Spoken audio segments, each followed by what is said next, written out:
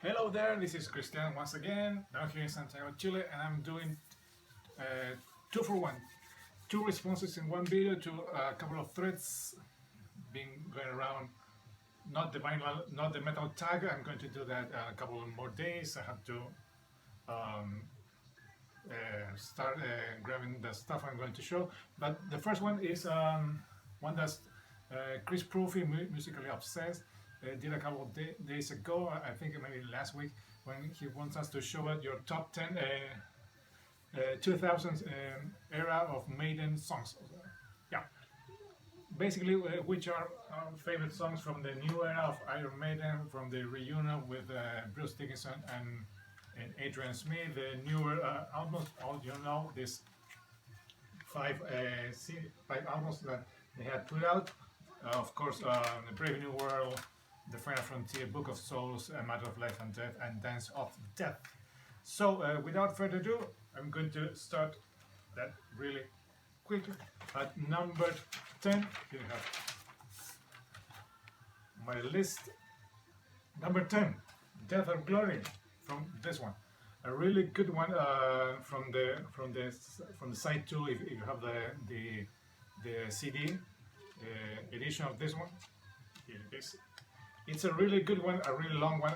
We all know that Maiden, in this new era of music, they have been getting more and more proggy with longer songs.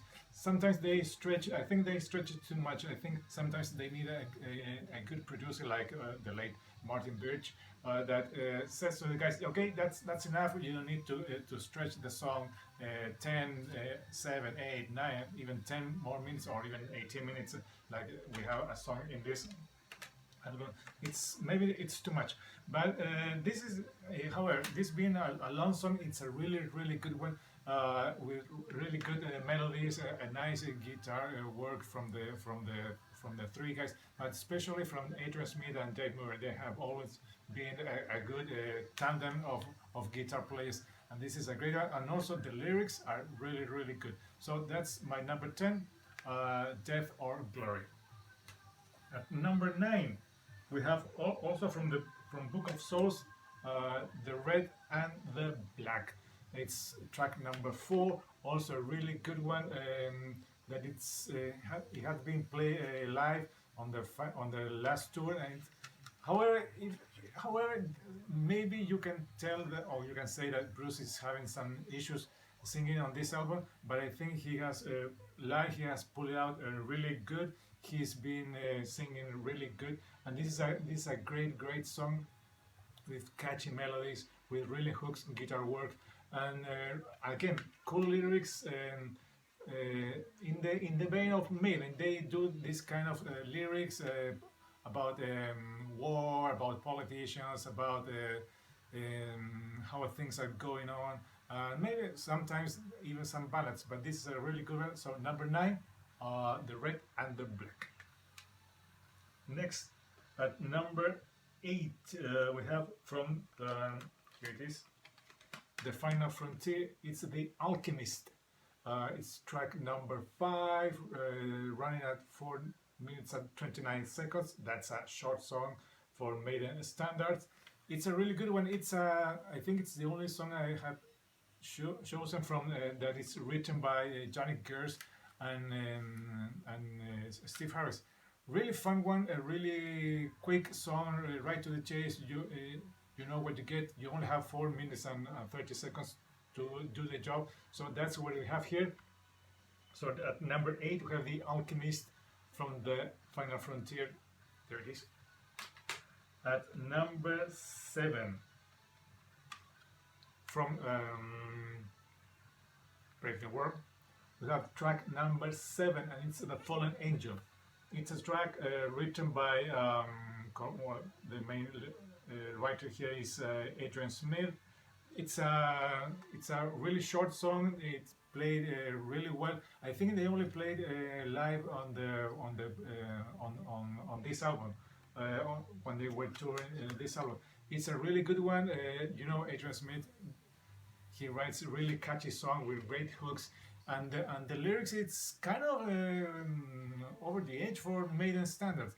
You can say that The number of the beast is a very satanic song. But this one has some cool lyrics about the fallen angel. So there it is. Number 7, The Fallen Angel from Brave New World. Next, we have from A Matter of Life and Death, a song that I really love from this album. I think it was the first single. Yes, it was the first single. They did a video with this and created a website related with this character that it was supposed to be a true story, but it ended up it was all false. They were creating this just to make some fuss and make more commercial impact with this album. Well, it's the track. My number 6 is number 7 in this one, and running at 7 minutes and 21 seconds. It's the reincarnation of Benjamin Britten. Great song with a great solo by Dave Murray. It was written by Dave Murray and of course Adrian by Steve Harris. It's a really good. Please check this if you haven't. It's a really good. I think it's one of the best songs in this album. So number 6, it's the reincarnation of Benjamin Britten. Now at number 5, once again from Brave New World, it's Blood Brothers. I think that's a pretty obvious one from this album. It's one of their best songs, I think. I like the way the song starts, that it keeps growing as the song develops. It has a great work of the guitar and also of the drums of Nico McBrain, and also the performance of Bruce Dickinson. It's really good, and the lyrics, it's also amazing. So there it is, number 5, Blood Brothers. And also the songs, it's made for singing a live concert. It has been a standard for Maiden since they put out this album. When they play this song alive, it sounds very good, and you can tell the crowd really loves this one. So that's number 5. Number 4, from one of my favorite albums, it's from Dance of Death. Awful artwork, but great album. We have No More Lies. That's track number 3, running at 7 minutes and 21 seconds. Written, of course, by Steve Harris and I think with Adrian Smith. Good one, good one. It's the 3rd track, and this album, I think it was it wasn't. It was not released as a single. But again, Maiden doing what they do best in this new era, with great work again of the guitar. And in this album, you can tell they did something with the drums of Nico McBrain, because they are more prominent. You can hear it more in front of the mix. I really think this is a great work with the production and the mixing of the drums of Nico McBrain. So there it is. Number 4, No More Lies. Now, from Dance of Death, number 3, we have Face in the Sun. That's number 1, 2, 3, 4, 5, 6, 7, 8, 9. Track number 9, almost at the end of the album. It's Face in the Sun, 6 minutes and 31 seconds. What I like about this, it's the way Bruce is singing. I think he's standing on a pulpit or on a higher rock, and he's shouting the lyrics to the world, say all those great words that he's singing, and he's chanting to the crowd when they play this song. And also I really love in this one the work of the drum bass of Nico McBrain. Well, no, he only plays. He does not play double bass drum, but here that mix, that sound of Nico's drumming, you can almost hear right with the guitar and the vocals of Bruce Dickinson. So that's also one of the things that I really love about that song, Face in the Sun. Now for number 2, we have from A Matter of Life and Death, death, these colors don't run. What I really like about this song is mostly about the lyrics. I think the lyrics are what's make these albums songs great. I really can imagine singing those songs when when Bruce was having trouble with the Ozfest many years ago, when he was thrown egg by Sharon Osbourne and the Oz camp, and he was singing "These colors don't run from cold bloody war." That episode make me want to make me appreciate even more this song, and it's a really good one. I can imagine Bruce standing in front saying "fuck you" to Sharon Osbourne singing "These colors don't run." So there is number two. Finally, number one, again from Dance of Death, it's Monster. It's a great storytelling song with great work and great lyrics. I think that's one of the best things about this album. The lyrics, I think they are really, really good. And as I was telling you, the mixing and the sound they did with Nico McBrain is amazing. And a fun fact about this album: this album has the only song that was written in all Maiden history by Nico McBrain, and it's a New Frontier. There it is. It's the only song that has been written by Nico McBrain, well co-written by Nico McBrain and Steve Harris. So that's another fun fact to love this album despite of the awful artwork. So there it is. That's my top 10 list of song of Maiden. Hope you like it, and I'm going to respond to another thread, so you don't have to see me twice, just once. Aaron Motor Alamer, he was responding to a thread showing our best, our favorite rock ballads or metal ballads. I like ballads, not that much. I like the good ones, not the cheesy ones. So I have chosen at least 5 to show you. So coming at number 5 from Love Drive, it's Holiday. Really good one. Scorpions, they have I think they're one of the main character attributes or things they do is writing ballads. I think sometimes they are good. There are others that are not so good. I think sometimes they kind of repeat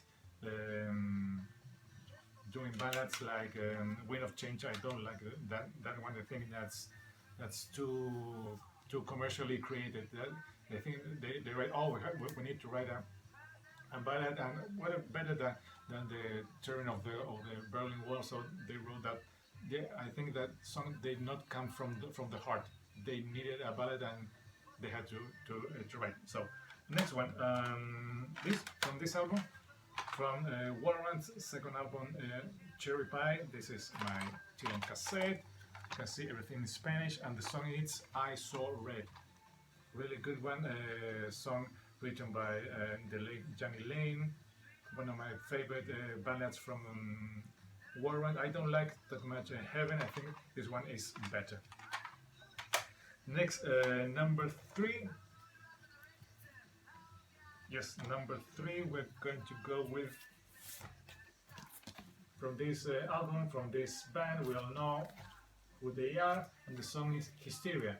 Not being proper like the obvious ballad, but it's a good slow song with nice lyrics, with nice guitar work, with nice music interpretation from the band.